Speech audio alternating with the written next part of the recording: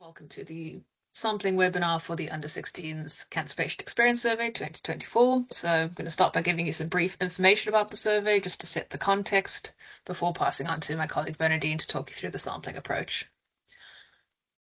So just a bit about the survey. I know some of you may have been working on Under 16s for a few years now, but just in case there's anyone new,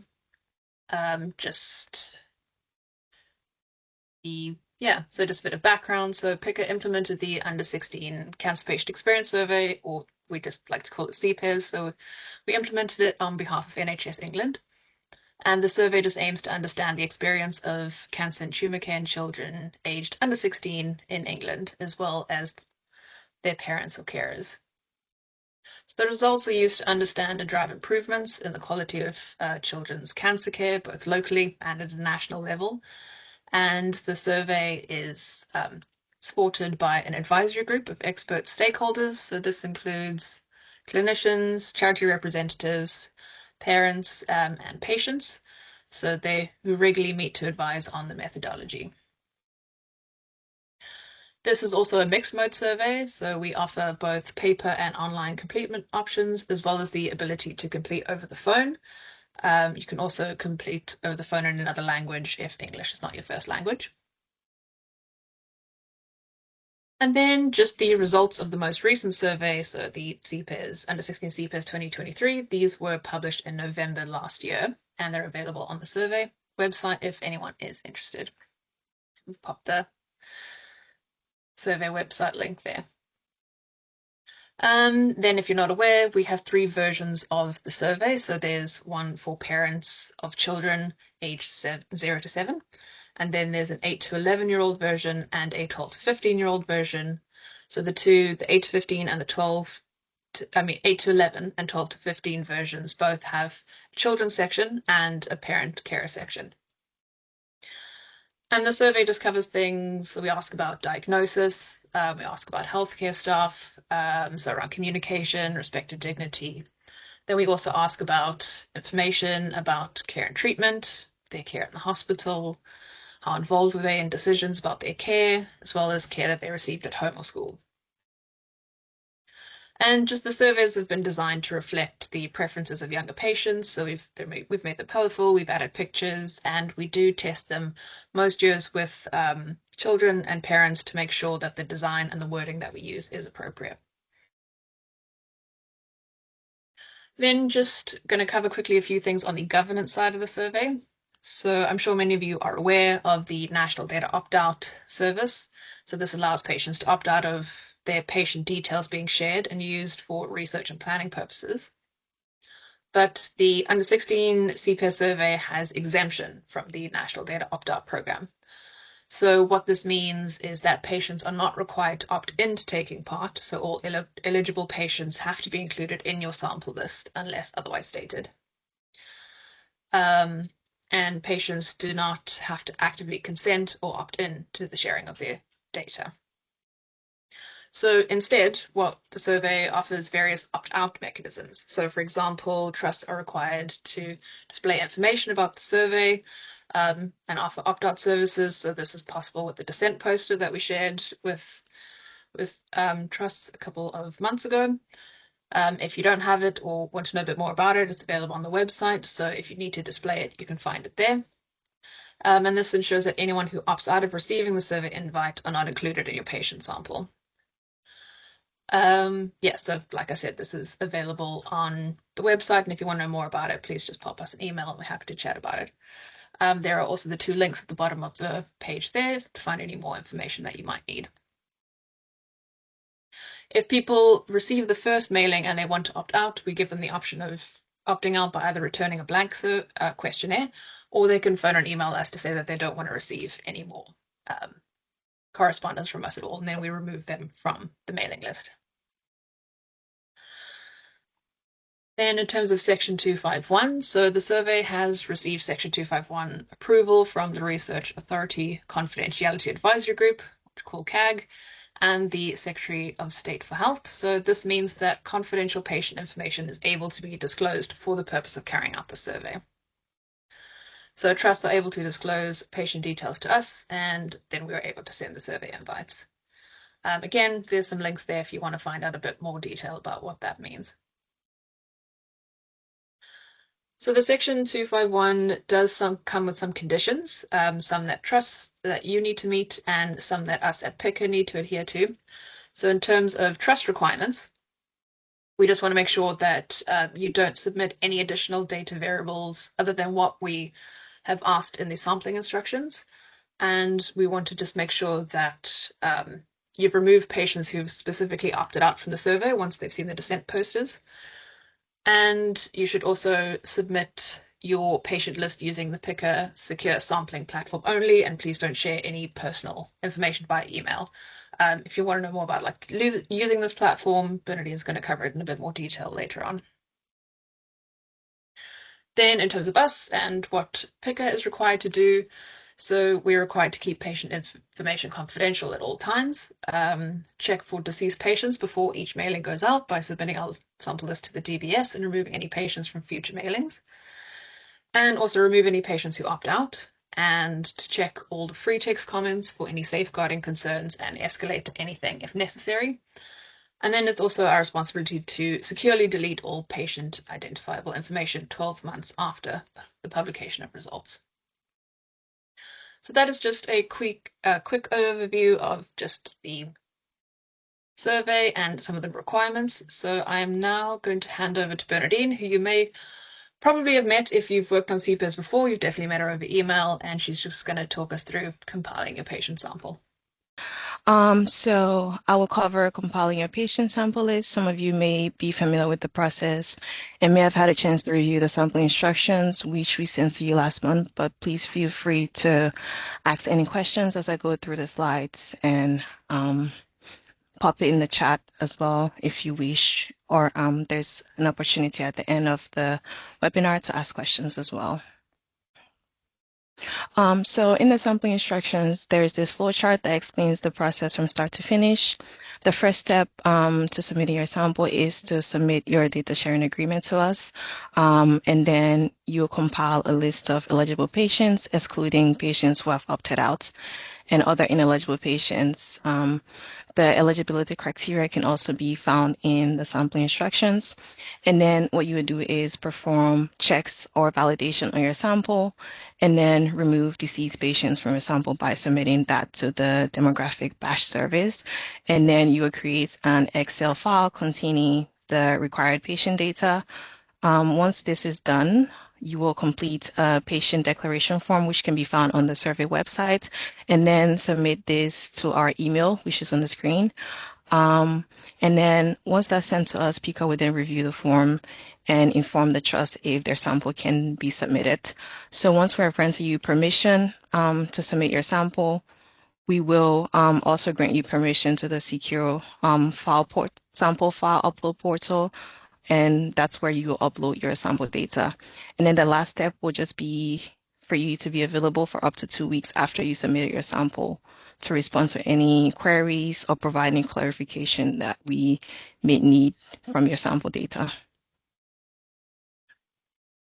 So I'll just go through the sampling guidance materials, which can be found on the survey website. These include the sampling instructions that I mentioned earlier, the patient list template, the sample declaration form, as well as the data sharing agreements. I'll go through these in more detail now. The first thing is the sampling instructions. So this explains the full process of drawing your sample, as well as submitting them. And it also includes the inclusion and exclusion criteria as well. Next, we have the data sharing agreements, which is to be completed first. This is just to ensure that we have the relevant permissions for you to transfer data transfer between the trust and PICA. The choice of individual to submit this agreement is up to the trust. So this can be the CEO, for example, the clinical guardian, or the survey lead. And then the next thing we have available is the Excel template. So this is for populating with your patient sample data once that's extracted from your PAS system. And the last thing we have available is the sample declaration form. So this is to ensure that you have drawn your sample correctly as per the guidance that we have provided and all the necessary checks and validation have been completed. The member of staff that's responsible for compiling and checking the patient sample list must be the one to complete each of the checks in the checklist in the declaration form, provide an explanation against any NA that's been put in against any of the checks, and any comments that they have made as well, and also send this to PICR before submitting your patient sample list.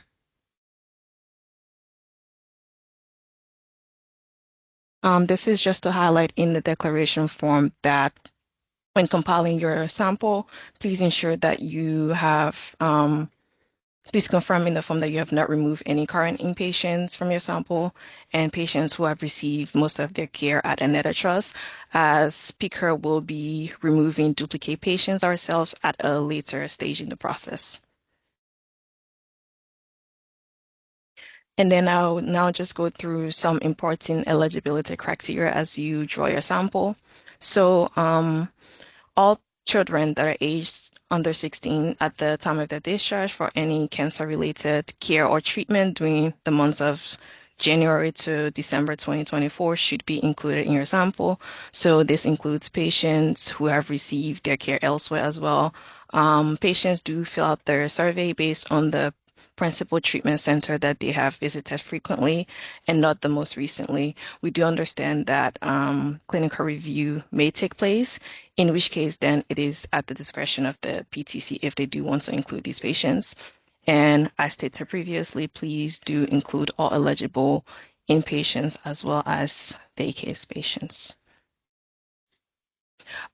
Please just also ensure that patients that are seen by the cancer team are the only ones included in your sample.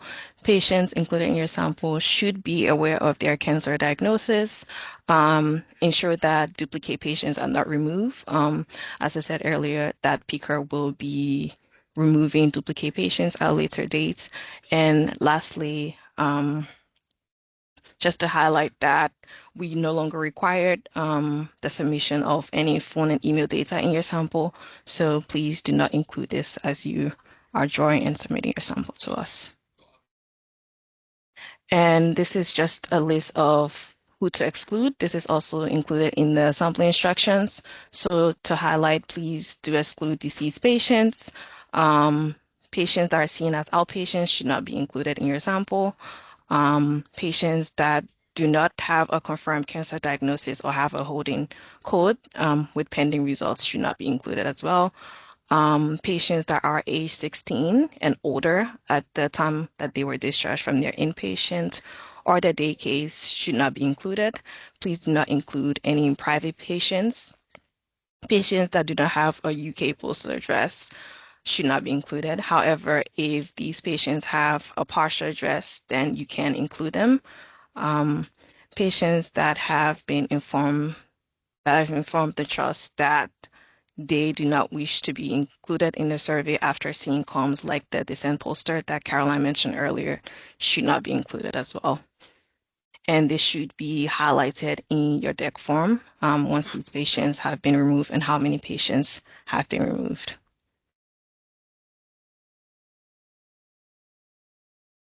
Not to sound repetitive, but it's just important to highlight that you shouldn't include patients that were discharged outside of the sampling period.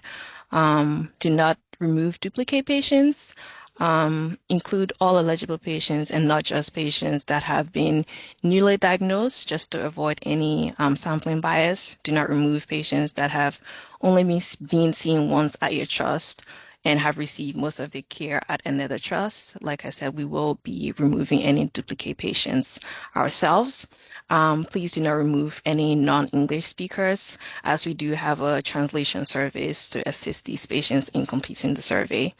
Also, patients that are receiving follow-up care after their cancer treatment has ended should not be removed if they were discharged from a cancer-related treatment or follow-up treatment during the sampling period. And next thing I will go through is just the ICD-03 codes. As in previous years, we are asking you to submit these to us again with your sample data as we're still exploring improving reporting by diagnostic groups. So after the webinar, we will share with you contact details of at your trust that can help you or support you in supplying this data to us or getting access to this data.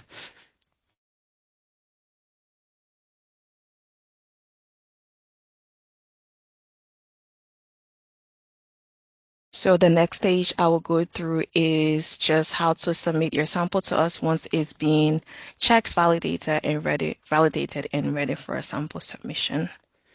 So as a reminder, the first step is to complete your data sharing agreement.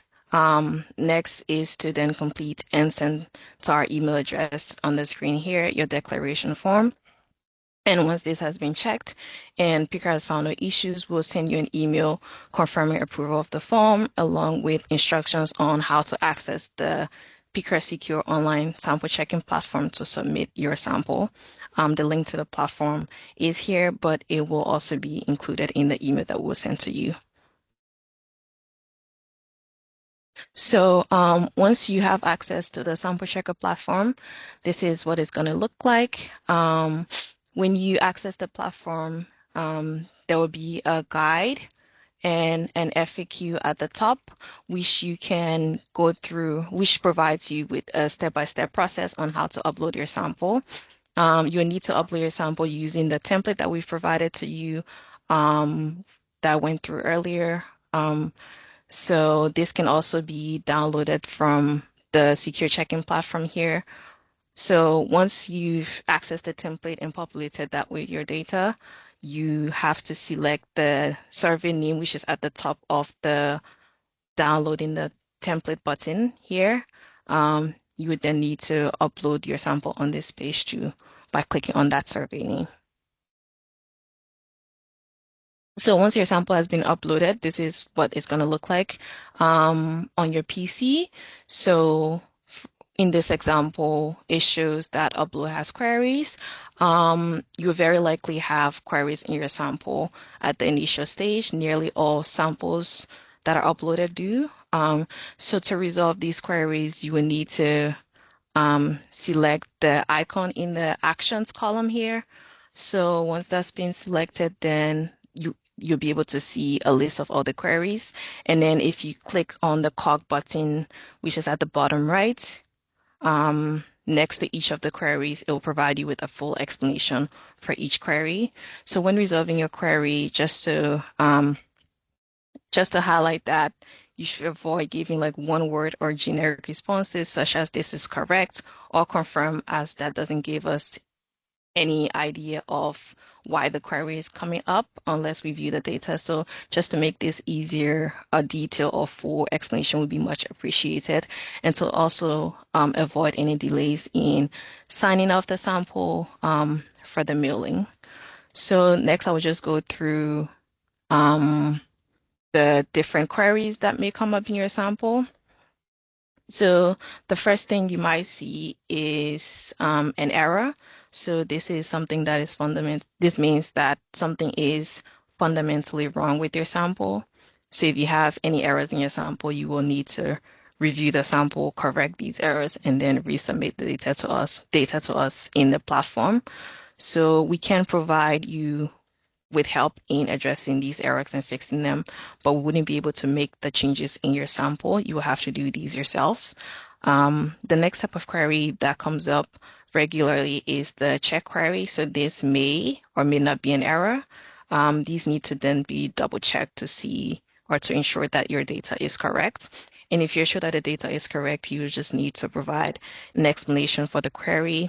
If you find that the data is incorrect, then you will need to make the relevant updates to your sample and resubmit the file to us via the sample checking platform. So the next query is a historical difference query. So this query just flags because of the historical comparison that's made by the platform between the current year, 2024, and last year, 2023. So changes in the data that are greater than like 5% compared to the previous year that you uploaded your sample will be flagged. And to be able to resolve these queries, you will need to review the differences in a CSV file which is provided on the sample checking platform. So you would download these, so you download this CSV file, and then on the platform provide an explanation for why these differences have occurred. So if the historical differences are not what you expect, then it may be that there's an error in drawing your sample or that there's something wrong. So you would then need to just review your sample file to review that everything's correct. And if needed, just re-upload your sample to us. The final query that you will come across are notices. So no action is required here for these. They're just providing you information about your sample, like for example, how many patients are present, the longest length of stay for a patient, but please do just review these just to ensure that everything and all the data and variables in your sample are correct. So following the submission of all the trust samples, we will be doing a DBS check before each of the mailings. However, if the trust wants to do their own DBS check, then this is definitely welcome. We will send you the mailing dates once they are all confirmed, but there is a timeline in the sampling instructions as well. So if you've agreed to run your own DBS check after submitting your sample, then Picor will send you a reminder 48 hours before the mailing date. So you'll be able to submit this list to us via email, via our secure file portal, so we can remove the deceased patients from the mailing date. So the timeline, which I said is in the sampling instructions. So this is what the current timeline is. Just a reminder that from today onwards, the sampling window is open. So please feel free to submit your data sharing agreement declaration form as well as sample if you can at the moment. And just to highlight that, please do ensure that Pickers emails are flagged so that they do not go into your junk folder in case we need to make contact with you during sampling or doing field work. If any questions or query come up regarding patient eligibility, for example, like if we have a no cancer case made aware to us by a parent or a carer, so these would need to be dealt with quickly so that there is no delay in the milling process, for example. So I will just hand back over to my colleague Caroline to go through the next few sessions. So if you have any questions, pop it in the chat or just unmute yourself and yeah, let us know. Thank you. So we're just going to go over some of the questions that we receive every year. So we just thought it would be good just cover 6 of the most frequently asked questions we get, and then we'll also have an open Q&A session at the end. If there's more questions, anyone has more specific questions or any questions really. So just to start off, a question that we get quite often is what happens if a patient turns 16 during the year? Should they still be included?